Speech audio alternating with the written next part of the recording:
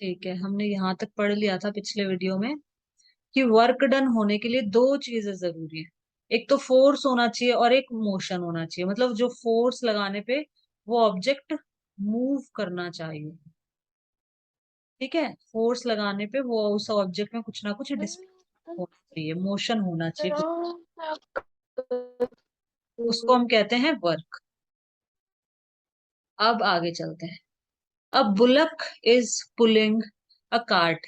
एक बुलक है, बैल है, वो कार्ट मतलब जो उसके पीछे गाड़ी होती है उसको खींच रही है। ठीक है, बैल है वो गाड़ी को खींच। द कार्ट मूव्स, और वो कार जो कार्ट है, वो जो गाड़ी है वो खिंच भी गई। तो there is a force on the cart. तो कार्ट के ऊपर फोर्स लगा रहे थे ना, पुल कर रहे थे। कार्ट को कौन पुल कर रही थी? बुलक। कौन पुल कर रहा था कार्ट को? बुलक पुल कर रहा था। बुलक मतलब बैल होती है, ठीक है, जो गाय का मेल वर्जन। ठीक है, तो द कार्ट मूव्स, तो कार्ट हिल गई, जो गाड़ी थी वो हिल गई। तो देयर इज अ फोर्स, तो फोर्स लगा रहे हैं ना कार्ट के ऊपर, जो ये बुलक था, बैल था, ये फोर्स लगा रहे हैं। And the cart has moved, और कार्ट हिल भी गई। तो do you think that work is done in this situation? तो क्या आपको लगता है इस सिचुएशन में वर्क हुआ है? हाँ, हुआ। ठीक है, क्योंकि फोर्स भी लग रहा है और मोशन भी हो रहा है, तो इसमें वर्क हुआ है। अब आगे तो हम ये एक्टिविटी पढ़ लेते हैं। Think of some situations from your daily life involving work. कुछ ऐसी सिचुएशंस के बारे में सोचो जिसमें वर्क हो रहा हो, मतलब आप फोर्स भी लगा रहे हो और वो हिल भी रहा है कोई भी चीज। ठीक है, तो अपनी डेली लाइफ में जो भी होते हैं वो सोचो, लिस्ट देम, उनको लिख लो। डिस्कस विद योर फ्रेंड, अपने दोस्तों के साथ डिस्कस करो। Whether work is being done in each situation, की इस सिचुएशन में काम हो रहा है कि नहीं हो रहा। दो चीजें चेक करनी है, कि फोर्स लग रहा है और डिस्प्लेसमेंट हो रहा है। ठीक है, मतलब वो हिल रही है, वो चीज अपनी जगह से मूव हो रही है, तो वर्क हो रहा है, नहीं तो नहीं हो रहा बस। Try to reason out your response. Reason बताओ, कोई कहेगा इसमें वर्क हो रहा है, कोई कहेगा नहीं हो रहा, तो उनसे पूछो कि क्यों नहीं हो रहा, क्यों हो रहा है, रीजन बताओ। इफ वर्क इज डन, अगर वर्क हो रहा है, which is the force acting on the object. मतलब if work is done, force acting, इसका मतलब फोर्स, कुछ ना कुछ फोर्स लग रहा है उस पे। What is the object on which the work is done, किस ऑब्जेक्ट पे वर्क हो रहा है, व्हाट, और उस ऑब्जेक्ट का क्या हो रहा है। ठीक है, मतलब वो हिल रहा है कि नहीं हिल रहा है, ये सारी चीजें बस डिस्कस करनी है अपने फ्रेंड्स के साथ। आगे चलते हैं। ये एक और एक्टिविटी है, फिर ये इंपॉर्टेंट है, work done by a constant force. ये एक्टिविटी भी पढ़ लेते हैं। Think of situations when the object is not displace. अब ऐसी सिचुएशन सोचो कि जिसमें आप धक्का तो लगा रहे हो, फोर्स तो लगा रहे हो, लेकिन वो डिस्प्लेस, हिल नहीं रही है वो चीज। In spite of a force acting on it, force तो लगा रहे हैं बट वो चीज डिस्प्लेस नहीं हो रही, मतलब वो हिल नहीं रही अपनी जगह से। इस तरह की कुछ सिचुएशन सोच लो और उनको लिख लो। Also think of situations when an object gets displaced in the absence of a force acting on it. ऐसी सिचुएशन भी सोचो जिसमें फोर्स तो नहीं लगा रहे आप, लेकिन वो चीज हिल रही है बिना फोर्स लगाए। जैसे हवा से हिल गई, कैसे भी हिल गई, अपन ने फोर्स नहीं लगाया, या बिना फोर्स से कोई चीज हिल रही है। इस तरह की कुछ चीजें सोच लो। List all the situation that you can think for of for each, सबको लिख लो और उनको अपने फ्रेंड्स के साथ में डिस्कस करो कि इसमें काम हो रहा है नहीं हो रहा है। ये अच्छी एक्टिविटीज है बहुत। ठीक है, अब देखो, अब हम पढ़ेंगे ये work done by a constant force. How is work defined in science? Science में वर्क को कैसे डिफाइन किया जाता है? टू अंडरस्टैंड दिस, इसको समझने के लिए we shall first consider the case when the force is acting in the direction of displacement. Force किस डायरेक्शन में लग रहा है? डिस्प्लेसमेंट की डायरेक्शन में ही लग रहा है। मतलब हम इस डायरेक्शन में, इस दिशा में हम फोर्स लगा रहे हैं, और इसी डायरेक्शन में ये ब्लॉक मूव कर रहा है। सही है, फोर्स भी इधर ही लगा रहे हैं, मूव भी इधर ही कर रहा है। ठीक है, तो ये सेम डायरेक्शन में बता रखा है अभी। तो इस और ओपोजिट डायरेक्शन में भी आएगा नीचे। तो देखो इसमें क्या है, we shall first consider the case when the force is acting in the direction of displacement. इसको टिक कर लो, फोर्स लगा रहे हैं हम डिस्प्लेसमेंट की डायरेक्शन में ही। इधर ही फोर्स लगा रहे हैं और इधर ही ये डिस्प्लेस हो रहा है, मतलब यहाँ से हिल के यहाँ चला गया ना, इसी डायरेक्शन में डिस्प्लेसमेंट, इसी डायरेक्शन में force. Let a constant force F act on an object. Suppose हमने कोई फोर्स लगाया, कांस्टेंट फोर्स मतलब 5 न्यूटन, कितना भी हमने फोर्स लगाया यहाँ पे, ठीक है, एक ऑब्जेक्ट पे, इस वस्तु पे। Let the object be displaced through a distance, और ये डिस्प्लेस हिल गई अपनी जगह से, यहाँ आ गई S in the direction of the force, force की डायरेक्शन, इधर ही फोर्स लगा रहे हैं और ये जो डिस्प्लेसमेंट हुआ है इसको एस से डिनोट करा है, एस से दिखाया है इसको, डिस्प्लेसमेंट भी इसी डायरेक्शन में हुआ है। Let W be work done, तो वर्क डन हम डब्ल्यू को मानेंगे, तो we define work to be equal to the product of force and distance. तो वर्क क्या होता है, इसको टिक कर लो। अभी न्यूमेरिकल आएंगे, बहुत इजी इजी न्यूमेरिकल्स आएंगे, एक भी न्यूमेरिकल नहीं छूटेगा तुम्हारा, मैं समझा दूंगी ना, तुम एक भी न्यूमेरिकल नहीं छोड़ोगे। न्यूमेरिकल बहुत इजी आते हैं फिजिक्स के। तो वर्क डन बराबर होता है फोर्स इनटू डिस्प्लेसमेंट, इसको टिक कर लो अच्छे से। Thus work done by a force acting on an object is equal to the, तो वर्क डन कितना होगा उसी को पूरा इसमें लिख रखा है बस, equal to the magnitude of the force, मतलब जितना भी फोर्स होगा 5 न्यूटन। मैग्नीट्यूड क्या होता है, जैसे 5 न्यूटन है तो 5 हो गया मैग्नीट्यूड। तो फोर्स का magnitude multiply by distance moved in the direction of the force, ठीक है। तो work has only magnitude and no direction, इसको टिक कर लो। वर्क का सिर्फ मैग्नीट्यूड होता है, वर्क की कोई डायरेक्शन नहीं होती है, ठीक है। मतलब work scalar quantity, scalar quantity वो क्वांटिटीज होती हैं जिसमें सिर्फ मैग्नीट्यूड हो, डायरेक्शन ना हो। वेक्टर क्वांटिटीज में मैग्नीट्यूड भी होगा, डायरेक्शन भी होगी, वो आगे पढ़ोगे 11 12 में पूरा अच्छे से पढ़ेंगे। यहाँ पे सिर्फ डेफिनेशन है 9 10th क्लास में। तो बस ये ध्यान रखो, अभी work has only magnitude no direction, ठीक है। अब इसने एक एग्जाम्पल सा दे दिया कि इन इक्वेशन 11.1, नीचे इक्वेशन होगी यहाँ पे भी, फोर्स है 1 न्यूटन, 1 न्यूटन का फोर्स हम लगा रहे हैं, न्यूटन फोर्स की यूनिट होती है। जैसे डिस्टेंस को हम किलोमीटर में, मीटर में, इनमें मेजर करते हैं ना, इनमें नापते हैं, तो हम फोर्स को न्यूटन में नापते हैं, ठीक है। न्यूटन फोर्स की यूनिट है, ठीक है। हमने पढ़ा भी था कि फोर्स बराबर होता है मास इंटू एक्सीलरेशन। तो मास की हमारी क्या होती है ऐसा यूनिट, केजी होती है। एक्सिलरेशन की क्या होती है ऐसा यूनिट, मीटर पर सेकंड स्क्वायर होती है। इसी पूरे को हम कहते हैं न्यूटन भी कह सकते हैं, इस पूरे को हम, ठीक है। तो ये हमने पढ़ा था, पिछले चैप्टर में पढ़ा था ना हमने इसकी यूनिट, ठीक है। आगे चलते हैं। तो इसमें फोर्स हमें दिखा रखा है 1 न्यूटन, डिस्टेंस हमारी यूनिट होती है मीटर, डिस्टेंस की जो एसआई यूनिट होती है वो मीटर होती है। एसआई यूनिट जो भी स्टैंडर्ड यूनिट होती है वो मीटर होती है। तो डिस्प्लेसमेंट 1 मीटर वो चला, मैंने 1 न्यूटन फोर्स लगाया किसी भी चीज पे, किसी भी बॉक्स पे, और वो 1 मीटर हिल गई, चल गई, मतलब प्लेस हो गई। Then the work done by the force will be, तो वर्क डन कितना होगा, 1 इंटू 1, तो 1 आ गया ना, 1 न्यूटन मीटर। टिक कर लो ये भी। The unit of work is, work की यूनिट जो भी मैं टिक करवा रही हूँ बहुत इंपॉर्टेंट है, उनको टिक कर लेना अपनी बुक में।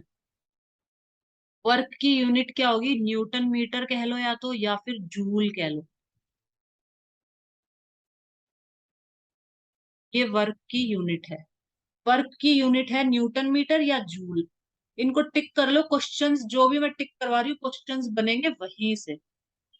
1 joule is the amount of work, फिर बस ये बता रखा है 1 जूल कितना होगा, amount of done work done on an object one, जब 1 न्यूटन फोर्स लगा रहे हैं और वो 1 मीटर डिस्प्लेस हो गया तो 1 जूल वर्क हो गया बस। 1 joule work done on an object when a force of 1 newton displaces it by 1 metre along the line of action of the force, मतलब जिस डायरेक्शन में फोर्स लगा रहे हैं उसी डायरेक्शन में वो मूव कर रही है। अब देखो आगे, ये एग्जांपल्स हैं, फिर न्यूमेरिकल्स भी आएंगे, बहुत इजी इजी है, बहुत इजी न्यूमेरिकल है, एक भी नहीं छोड़ना एग्जाम के अंदर। लुक एट इक्वेशन 11.1, 11.1 इक्वेशन को केयरफुली देखो। ये 11.1 इक्वेशन हमारी ऊपर ही की रही, इसको केयरफुली देखो। इसमें क्या देखना है,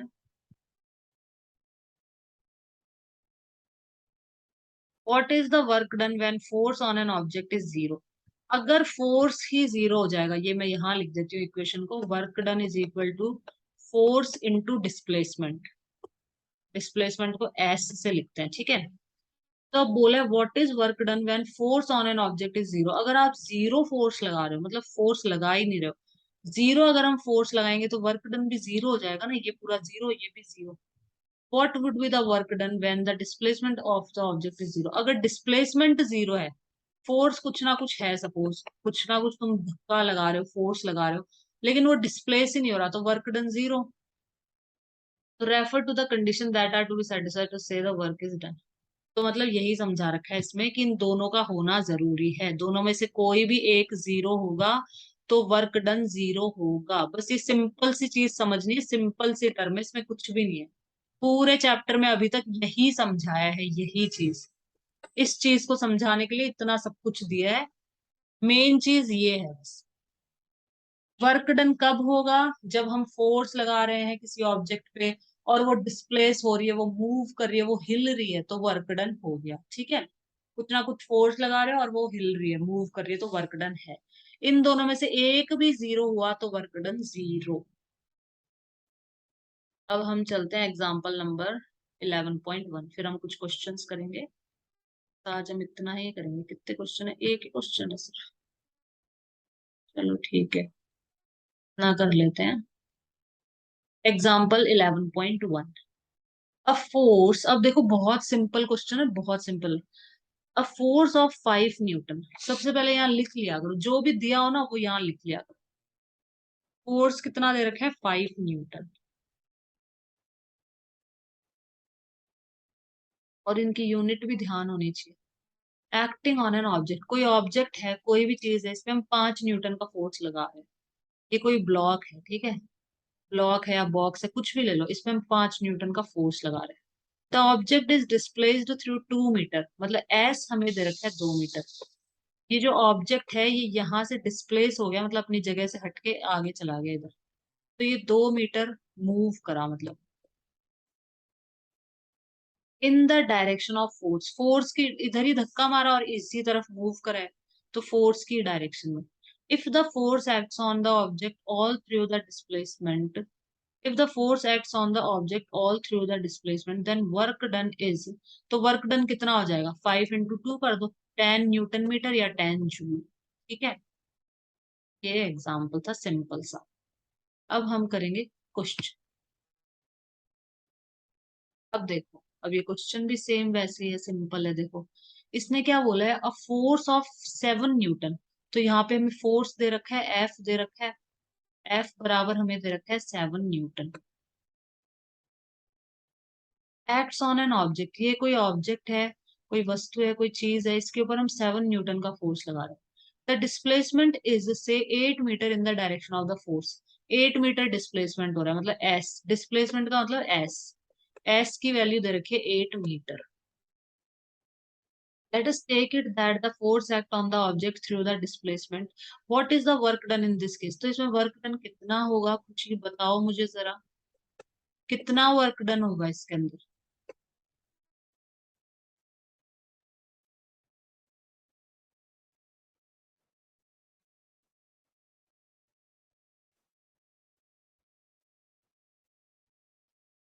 ये वर्क डन हो जाएगा इसमें 56 जूल, ठीक है। 56 न्यूटन मीटर कह दो या 56 जूल। अब बताओ ये कितना टफ क्वेश्चन है। ये टफ क्वेश्चन है या कि यार बहुत बहुत बहुत इजी क्वेश्चन है। सारे न्यूमेरिकल्स ऐसे ही होते हैं, बहुत इजी होते हैं, छोड़ना नहीं है बच्चे, क्यों डरते हैं।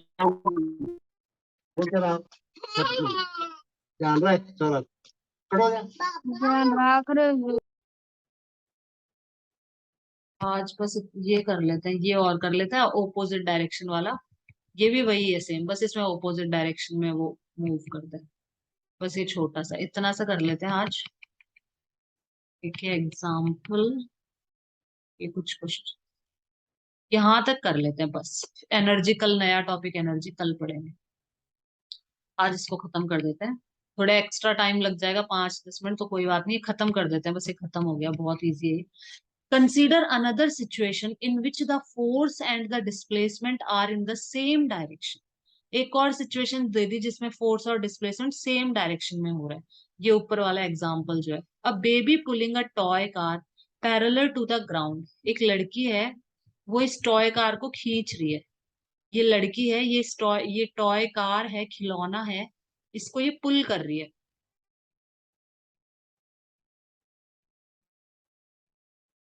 ये लड़की इस टॉय कार को पुल कर रही है, खींच रही है, अपनी तरफ खींच रही है ना ये। ठीक है, अब आगे देखो। The baby has exerted a force in the direction of displacement of the car। अब देखो ये बच्ची खींच भी इसी तरफ रही है। फोर्स, ये फोर्स ऐसे लगा रही है ना, ये लड़की ये फोर्स ऐसे लगा रही है, फोर्स इस तरह से खींच रही है, और ये कार भी ऐसे ही मूव कर रही है। डिस्प्लेसमेंट जो हो रहा है, ऐसे हो रहा है, वो भी ऐसे ही हो रहा है, तो दोनों सेम डायरेक्शन में हो रहे हैं। तो ये एक एग्जांपल और दिया है हमें यहाँ पे। तो the baby has exerted a force, baby ने फोर्स लगाया in the direction of the displacement, same direction में। In this situation the work done will be equal to the product of the force और इसमें भी work done force F into S कर दो, बस simple सा।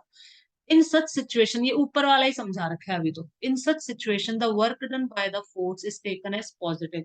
Work done इसमें हमेशा पॉजिटिव आएगा। ये देखो अपना प्लस में आया ना आंसर 56। तो ये इसी का बता रखा है। अब आगे नेगेटिव वाला यहाँ से स्टार्ट होता है। अब ये नेगेटिव वाला है हमारा। Consider a situation in which N object is moving with a uniform velocity along a particular direction. कोई ऑब्जेक्ट है, वो यूनिफॉर्म वेलोसिटी से मूव कर रहा है किसी पर्टिकुलर डायरेक्शन में। ये वेलोसिटी क्या होती है, यूनिफॉर्म वेलोसिटी क्या होती है, ये भी मैंने समझा रखे हैं, वीडियोस बना रखे हैं इसके। क्लास 8th के फोर्स या मोशन चैप्टर में होगा, वहां देख लेना, अच्छे से एक्सप्लेन कर रखा है मैंने। Consider a situation in which N object is moving with a uniform velocity. एक ऑब्जेक्ट है जो यूनिफॉर्म वेलोसिटी से मूव कर रहा है अलोंग अ पर्टिकुलर डायरेक्शन, किसी एक पर्टिकुलर डायरेक्शन में। Now a retarding force F is applied in the opposite direction. जैसे सपोज हम बाइक चलाते हैं या स्कूटी चलाते हैं, तो हम इस तरफ चला रहे हैं स्कूटी, ठीक है ना, मतलब इस तरफ हम फोर्स लगा रहे हैं और स्कूटी चल भी इसी तरफ रही है। लेकिन फिर अपन ब्रेक लगा देते हैं, तो ब्रेक लगा देते हैं तो फिर ये एक तरह से रिटार्डेड मोशन हो जाता है। Now retarded force F is applied in the opposite direction. Brake लगाते तो रुक जाता है ना, क्योंकि एक तरह से फ्रिक्शन फोर्स कह लो या रिटार्डिंग फोर्स भी कहते हैं इसको अपन। तो एक ऐसे फोर्स लगाया जाता है, जब ब्रेक लगती है तो वो जो स्पीड है वो कम हो जाती है। Now retarding force is applied in the opposite direction, that is the angle between the two direction is 180 degree। Let the object stop after displacement s। कुछ दूरी चल के और फिर हमारी गाड़ी रुक जाती है, हमारी बाइक स्कूटी रुक जाती है। In such situations the work done by the force F is taken as, इसमें जो ये वर्क डन होगा वो नेगेटिव होगा। क्यों work done by the force, क्योंकि F is taken as negative, क्योंकि फोर्स हम नेगेटिव लेंगे। मैं बता दूं सिंपल सी चीज है, कभी भी आ जाए ना कि ब्रेक लगा दिया कुछ इस तरह से आएगा, तो उसमें हमेशा फोर्स नेगेटिव ही होगा। Force is taken as negative and denoted by minus sign. The work done by the force is, force negative लिया जाएगा इस सिचुएशन में, और वर्क डन नेगेटिव आएगा हमेशा। क्योंकि जैसे ब्रेक अप्लाई करी इस तरह से कुछ भी क्वेश्चन में आएगा ना, तो उसमें माइनस ले लेना फोर्स को। वो मैं बता दूंगी, अभी क्वेश्चन में आएंगे ना तब अच्छे से और समझा दूंगी। It is clear from the above discussion that the work done by force can इधर बी पॉजिटिव नेगेटिव। इसको टिक कर लो, ये बहुत इंपॉर्टेंट है। The work done by force, force के द्वारा जो वर्क डन होगा वो पॉजिटिव भी हो सकता है, नेगेटिव भी हो सकता है। ये ट्रू फॉल्स में, फिल इन द ब्लैंक्स में आ जाते हैं क्वेश्चंस, इनको टिक कर लो जो जो मैंने टिक करवाया। To understand this let us do the following. इसको समझने के लिए अच्छे से हम नीचे की एक्टिविटी करेंगे। देखो मुझे एक तो ये भी ध्यान रखना, ये भी पूछ लेते हैं। The angle between the two directions is 180 degree. Now a retarding force F is applied in the opposite direction, that is angle between the two direction is 180। मतलब कोई भी ऑब्जेक्ट इस तरफ मूव कर रहा है और रिटार्डिंग फोर्स ऐसे लगता है, ब्रेक ब्रेक लगाते हैं ना अपन, तो एक रिटार्डिंग फोर्स लगता है और वो रुक जाती है स्कूटी। तो ये रिटार्डिंग फोर्स नेगेटिव माइनस में लिया जाएगा, बस ये ध्यान रखना है और कुछ भी नहीं है इसमें। सिंपल सा है। जैसे एक एग्जांपल एक्टिविटी दे रखी है इसको समझने के लिए। Lift an object up. किसी भी ऑब्जेक्ट को ऊपर की तरफ उठाओ। सपोज कोई चीज यहाँ रखी है, इसको हमने उठा के यहाँ रख दी। Work is done by the force exerted by you on the object. तो कुछ ना कुछ काम किया ना अपन ने, इसको उठा के हमने यहाँ रख द ऑब्जेक्ट मूव्स अपवर्ड। ये ऑब्जेक्ट ऊपर की तरफ मूव कर गया और हमने कुछ ना कुछ फोर्स लगाया। The force you exerted is in the direction of the displacement. तो हमने फोर्स किस डायरेक्शन में लगाया? हमने इसी डायरेक्शन में फोर्स लगाया और इसी डायरेक्शन में ये ऑब्जेक्ट चला गया ऊपर। ये फोर्स भी इसी डायरेक्शन में और डिस्प्लेसमेंट भी इसी डायरेक्शन में। However, there is the force of gravity acting on the object। लेकिन इस ऑब्जेक्ट के ऊपर फोर्स ऑफ ग्रेविटी नीचे की तरफ लगता है ना। नीचे की तरफ मतलब जो अपनी अर्थ होती है, अर्थ होती है, वो हर चीज को नीचे की तरफ खींचती है, अपनी तरफ खींचती है हर चीज को। जब भी तो अपन सब अर्थ के ऊपर टिके हुए हैं, हम अर्थ के बाहर रहते हैं, अर्थ के अंदर नहीं रहते। अर्थ के हम यहाँ बाहर पे रहते हैं, यहाँ पे। तो जो लोग नीचे रहते हैं तो वो तो गिर जाए, फिर नीचे साइड वाले भी गिर जाएं, ये भी गिर जाएंगे। नहीं गिरते ना, लेकिन सबके सब पूरी अर्थ के चारों तरफ लोग रह रहे हैं, सब लोग रह रहे हैं, बिल्डिंग भी बनी हुई है बड़ी बड़ी, पानी भी इस पे है। नहीं तो पानी क्यों नहीं नीचे गिर रहा? क्योंकि जो अर्थ है वो एक फोर्स लगाती है, उसको हम कहते हैं फोर्स ऑफ ग्रेविटी। मतलब अर्थ सबको अपनी तरफ खींचती है। कुछ भी ऑब्जेक्ट हो, कुछ भी ऑब्जेक्ट, पानी वानी कुछ, सबको अपनी तरफ खींचती है।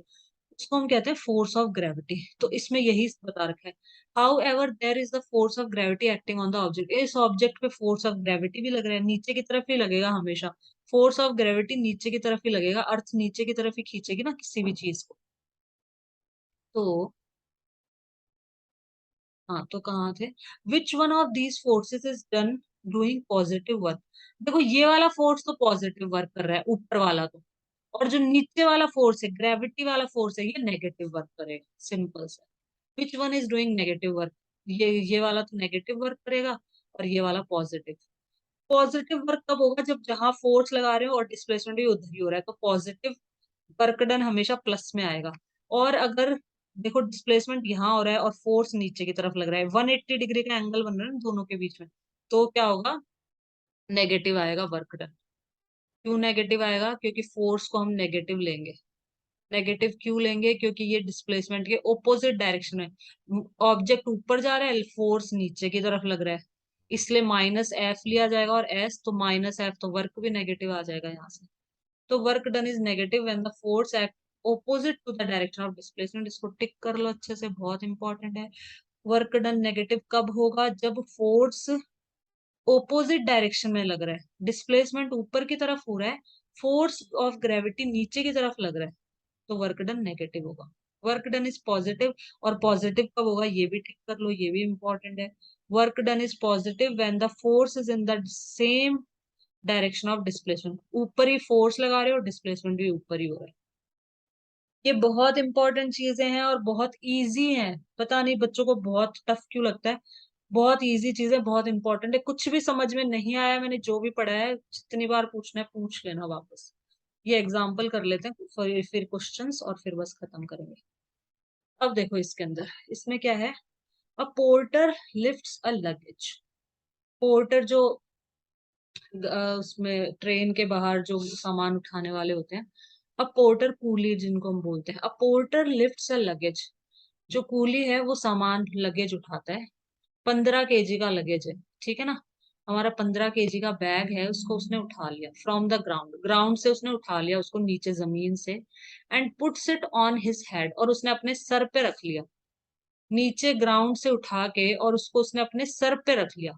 तो उसने कुछ ना कुछ फोर्स लगाया, लगाया, यहां से यहां रखा उठा के। और उसने क्या करा?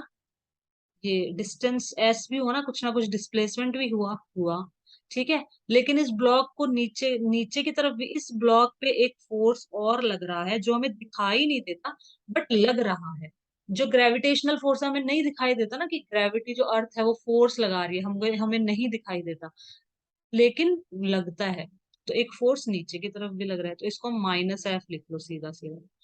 एक फोर्स नीचे की तरफ भी लग रहा है। या क्वेश्चन से ही समझना है कुछ ही, देखो अब, ठीक है।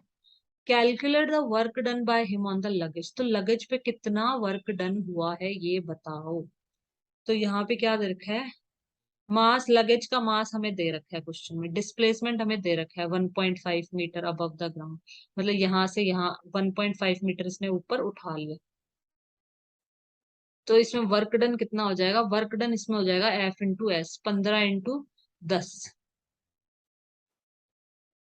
देखो यहाँ पे फोर्स को क्या लिया है, फोर्स होता है अपना मास इंटू एक्सेलरेशन। फोर्स को हम लिखते हैं मास, क्योंकि यहाँ पे ग्राउंड की बात हो रही है तो यहाँ पे इसको लेना ही लेना है। नीचे से उठाकर ऊपर रख रहे हो आप, इस तरह का कुछ भी क्वेश्चन आएगा उसमें ऐसे करना ही करना है। फोर्स इज इक्वल टू होता है मास इंटू एक्सेलरेशन, या फिर हम इसको mg भी लिख देते हैं, ए की जगह हम जी भी लिखते हैं कई बार, ठीक है। क्योंकि यहाँ पे ग्रेविटी की बात हो रही है, तो हम एक्सिलरेशन कैसे हो रहा है इसका, मतलब हम जी यूज कर लेते हैं इसकी जगह। तो फोर्स की जगह हमने लिखा mg, और एस हमारा आ गया एज इट इज। तो मास 15 हमें दे रखा है, ग्रेविटी हमेशा 10 होती है, 9.8 होती है, बट हम 10 ही लेते हैं इजी करने के लिए कैलकुलेशंस को, ताकि बच्चों को टफ ना पड़े, इसलिए 10 मीटर भी ले सकते हैं। 9.8 को अगर हम राउंड ऑफ करेंगे तो 10 ही होगा। तो 10 मीटर पर सेकेंड स्क्वायर, ये देखो एक्सेलरेशन की वो लगा रखे ना यहाँ पे यूनिट, तो इसको हमेशा 10 लेते हैं, ग्रेविटी हमेशा 10 ली जाती है। तो 10 और एस हमें दे रखा है, बस इनको मल्टीप्लाई कर दो, ये हमारा आंसर आ गया 225 जूल। ये कुछ क्वेश्चंस कर लेते हैं फटाफट बस, फिर खत्म करेंगे, बस ये 4 क्वेश्चन करेंगे। When do we say that work is done? कब हम कह सकते हैं कि वर्क हुआ है, जब कुछ ना कुछ फोर्स लगाया है और कुछ ना कुछ डिस्प्लेसमेंट हुआ है, तब वर्क डन हुआ है। अगर इन दोनों में से एक भी जना जीरो है, एक भी चीज जीरो है, तो वर्क नहीं हुआ। सिंपल सी चीज है, ठीक है, ये क्वेश्चन हो गया। Second, right an expression for the work done when a force is acting on an object in the direction of its displacement। एक एक्सप्रेशन लिखो वर्क डन के लिए, जब फोर्स जिस डायरेक्शन में डिस्प्लेसमेंट हो रहा है, जिस डायरेक्शन के अंदर डिस्प्लेसमेंट हो रहा है ना, उसी डायरेक्शन में फोर्स लग रहा है, तो इसके लिए एक एक्सप्रेशन हम लिख सकते हैं, work is equal to force into S, और नीचे लिख देना कि work done will be positive, हमेशा पॉजिटिव ही होगा। Write an expression for the work done when a force is acting on an object in the direction of its displacement. ठीक है, तो इसमें ये लिखा जाएगा, बस ये आ जाएगा इसके अंदर। अब आगे, इसकी मैं बताऊं, हाँ बताओ। 1 जूल की। हाँ बताओ। when a force per when a force when a force produce one Newton uh, when a at force a of one, moving हाँ, when a when a force force of of 1 newton Newton ऊपर, produce of body, हाँ, 1 metre displacement, body move in 1 meter हाँ uh, uh, uh, one one direction, हाँ uh, the work done is called 1 joule हाँ, of work. सही है सही है सही है। 1 जूल ऑफ वर्क अपन ने ऊपर पढ़ा था यहाँ पे कि 1 न्यूटन फोर्स लग रहा है और 1 मीटर डिस्प्लेसमेंट हो रहा है, तो 1 जूल वर्क हो रहा है। मैंने टिक भी करवाया था, यहाँ पढ़ा था ना अपन ने, कहाँ पढ़ा था, तो ये यहाँ पे कहीं पे आया था अपना, ठीक है। दे रखा है बुक में इसकी, ये रही डेफिनेशन, ये रही, ये एज इट इज लिख देना, ये रहा इसका answer. 1 joule is the amount of work, यहाँ से लिखना है, और ये पूरा 1 joule is the amount of work done on an object when, ये पूरा इसका आंसर। जब आप 1 न्यूटन फोर्स लगा रहे हो और वो 1 मीटर डिस्प्लेस हो रहा है, तो 1 जूल वर्क, सिंपल सा है, ठीक है। अब नेक्स्ट बस लास्ट क्वेश्चन बचा है, ये फोर्थ क्वेश्चन है लास्ट हमारा, फिर हम खत्म करेंगे बस। क्या बोला है इसने, a pair of bullocks exert a force, दो बैल हैं और वो फोर्स लगा रहे हैं 140 न्यूटन। तो सबसे पहले यहाँ लिख लो F is equal to 140 newton on a plough, मतलब वो बैलों के पीछे हल लगा रखा है और हल के ऊपर वो फोर्स लगा रहे हैं 140 newton. The field being ploughed is 15 metre long, 15 metre field को इन लोगों ने क्या कर लिया, मतलब हल चला दिया। तो डिस्टेंस कितना हुआ, 15 मीटर, मतलब डिस्प्लेसमेंट एस कह लो इसको, ऐसे लिख लो, फालतू में कंफ्यूज हो जाओगे, ऐसे लिख लो, ठीक है। तो डिस्प्लेसमेंट कितना हुआ, 15। तो कुछ नहीं है, बस how much work is done in ploughing the length, कितना वर्क, दोनों को मल्टीप्लाई कर दो। 140 इंटू 15, सिंपल है, कितना आ जाएगा? 15 इंटू 15 होता है 2, कितना आ जाएगा? 2100 जूल या न्यूटन मीटर। तो ये हमारा वर्क डन आ जाएगा 2100 जूल। बस ये खत्म, ठीक है। इतना इजी न्यूमेरिकल है, बच्चे छोड़ाते हैं न्यूमेरिकल, देखते ही छोड़ाते हैं, पता नहीं क्यों छोड़ाते हैं। ठीक है, तो वर्क डन इतना इजी है, फोर्स इंटू, बस इन दोनों को मल्टीप्लाई करना है, ये आ गया आंसर।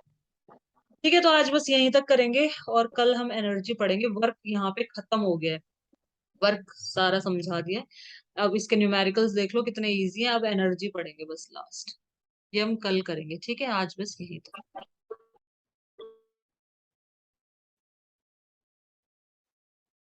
गाइस, अगर आपको वीडियो हेल्पफुल लगा हो, प्लीज इसे लाइक कीजिएगा, और अगर अभी तक आपने सब्सक्राइब नहीं किया तो मेरे चैनल को सब्सक्राइब कर लीजिएगा, और वीडियो को शेयर कर दीजिएगा।